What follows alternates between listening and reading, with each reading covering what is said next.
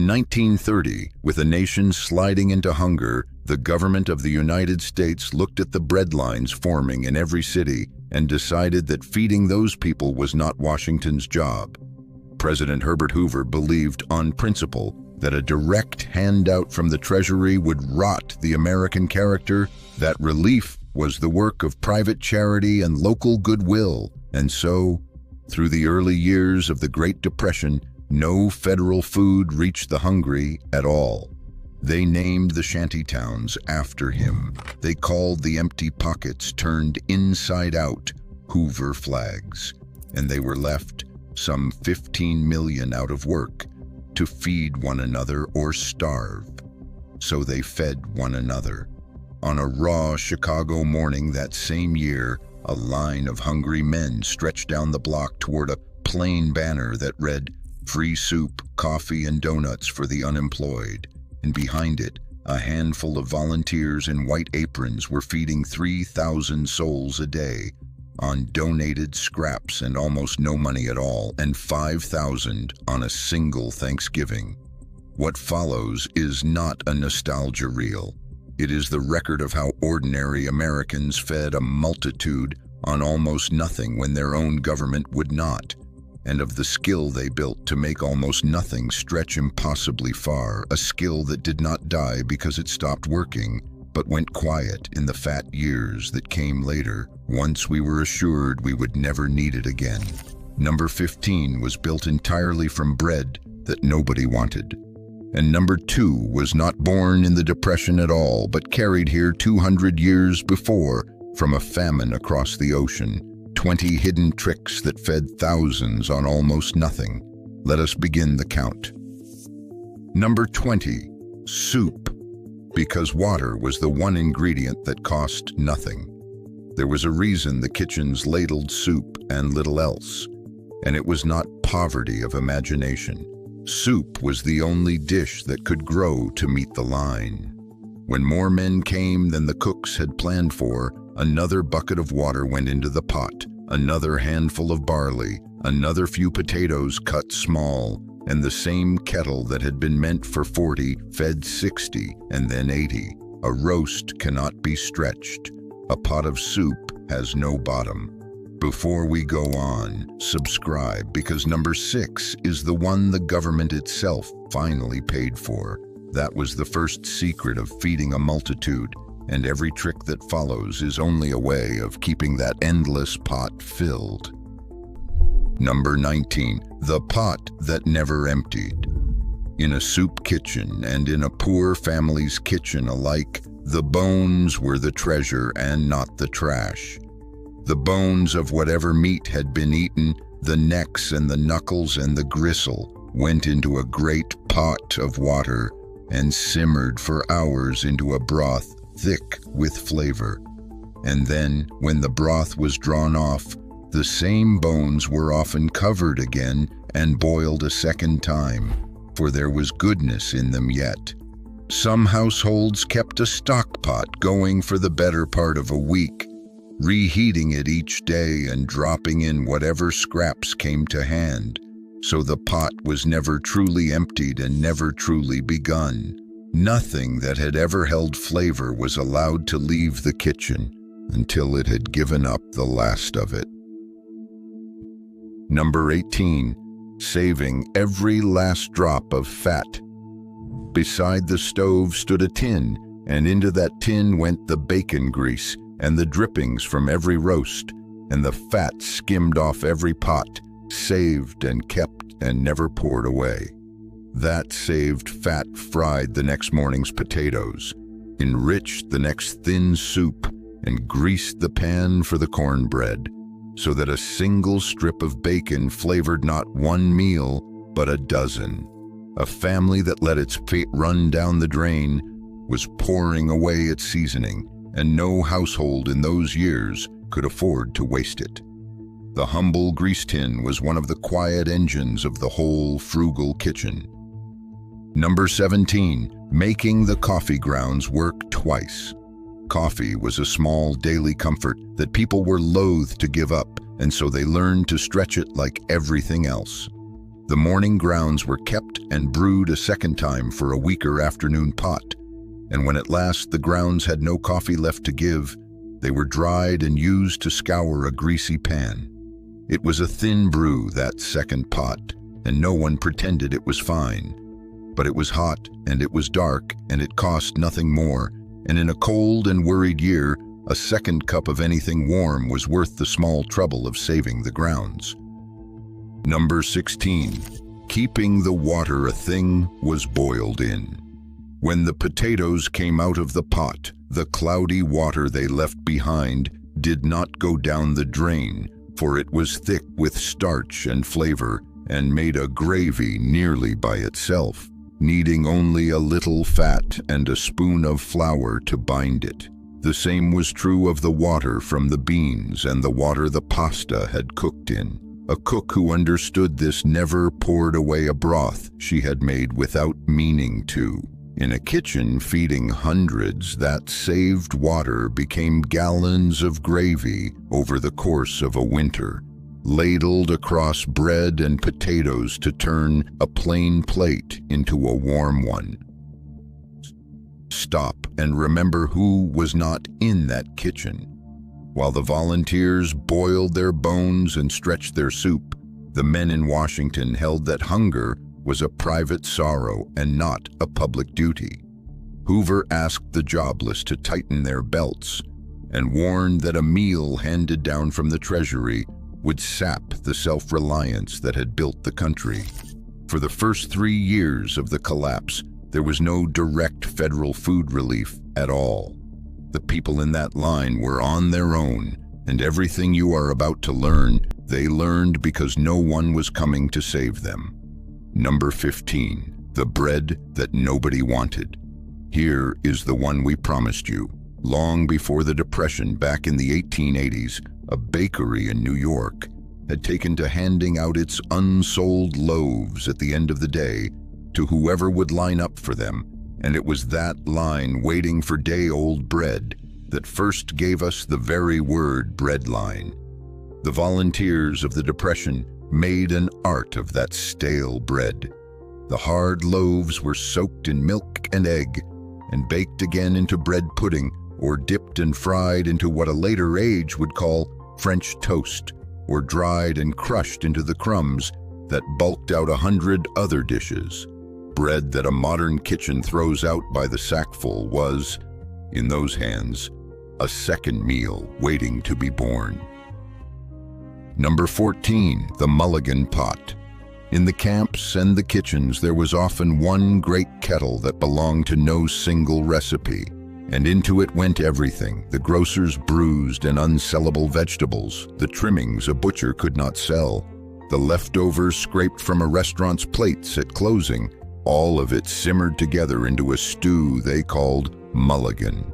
No two pots were ever the same, for no 2 days brought the same donations, and that was the genius of it.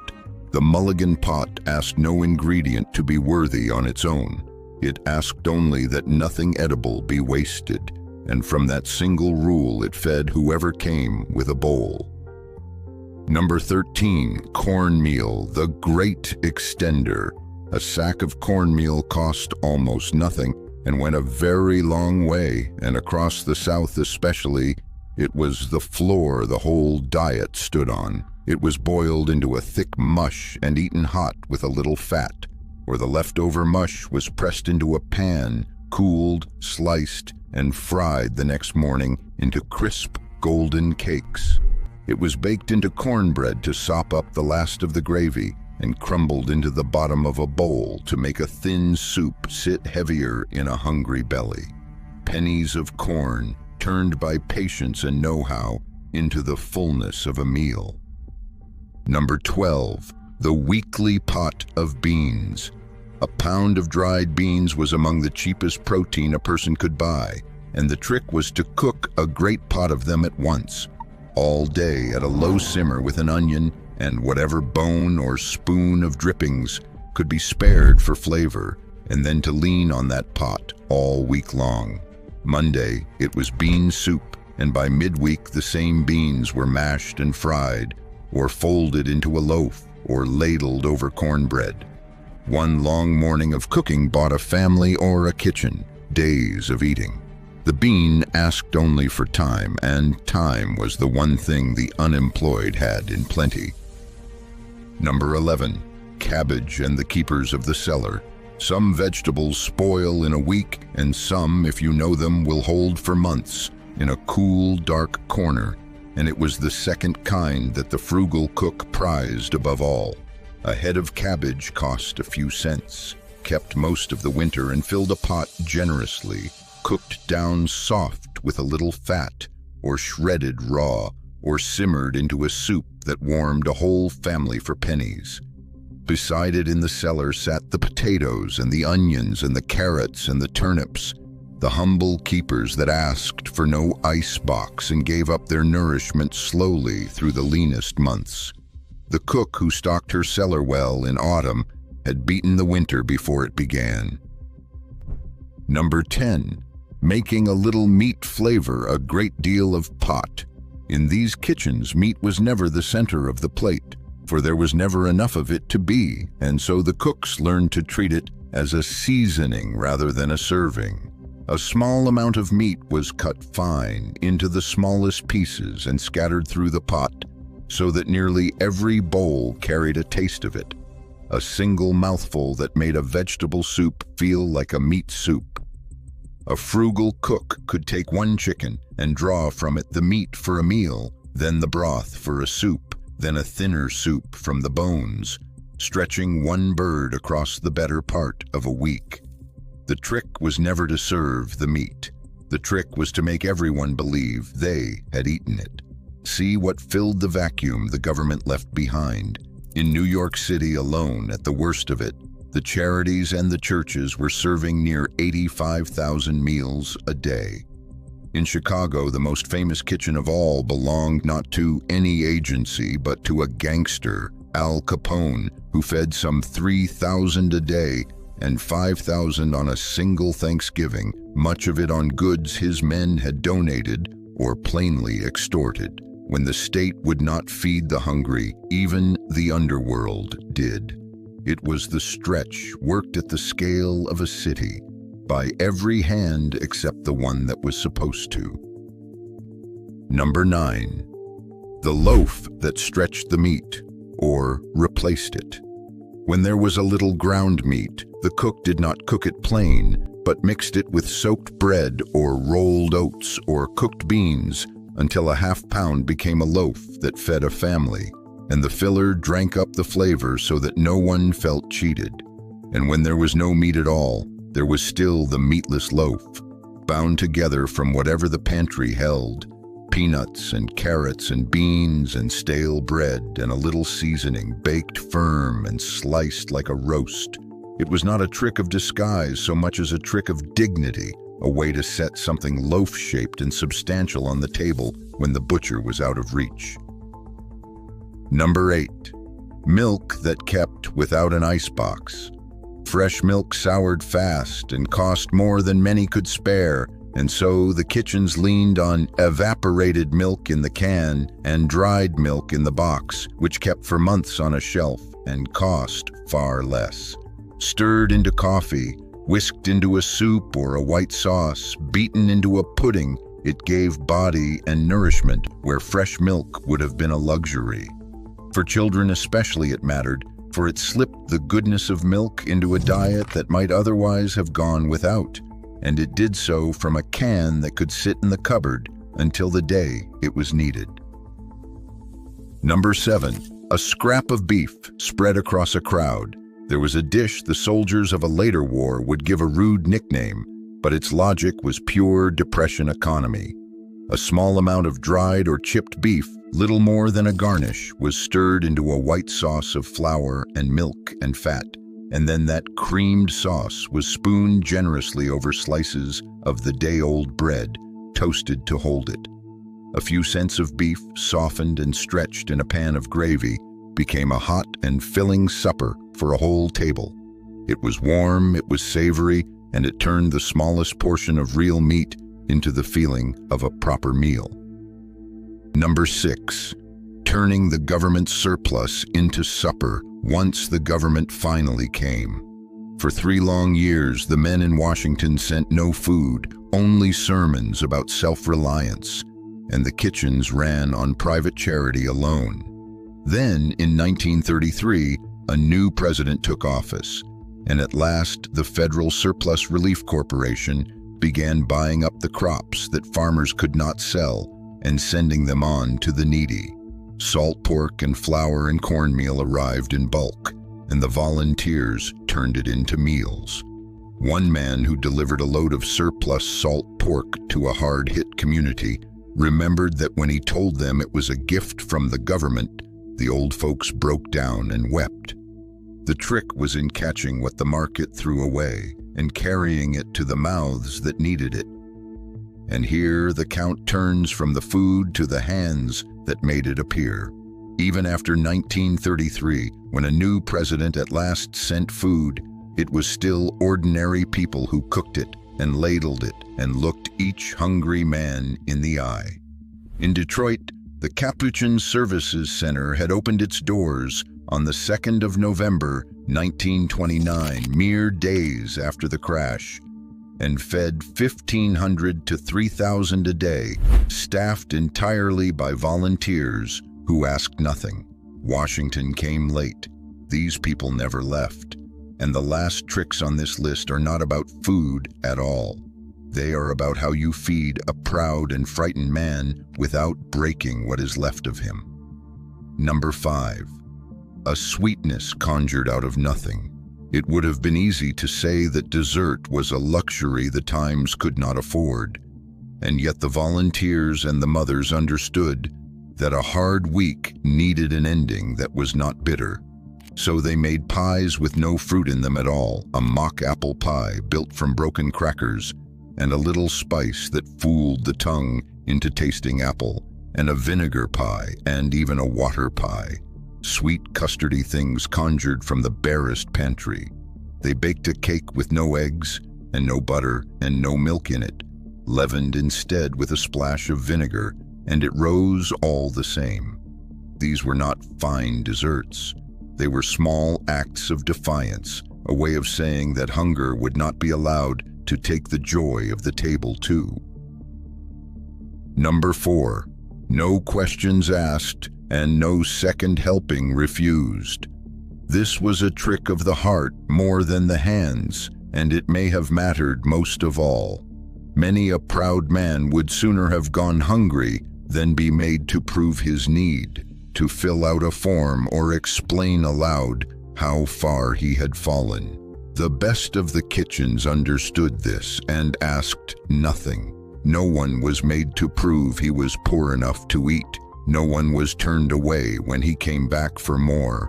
A man could walk in, be fed, and walk out with his dignity whole, and because of that, he came, and because he came, he did not starve. To feed a proud people, you must first let them keep their pride. Number 3. The bowl a man could buy for a penny. There was an older and gentler trick still, one that reached back long before these years. Some houses did not give the soup away at all, but sold it for a single small coin, a penny or two, far less than the soup was worth. It was not the money they were after, for the coin barely covered the salt.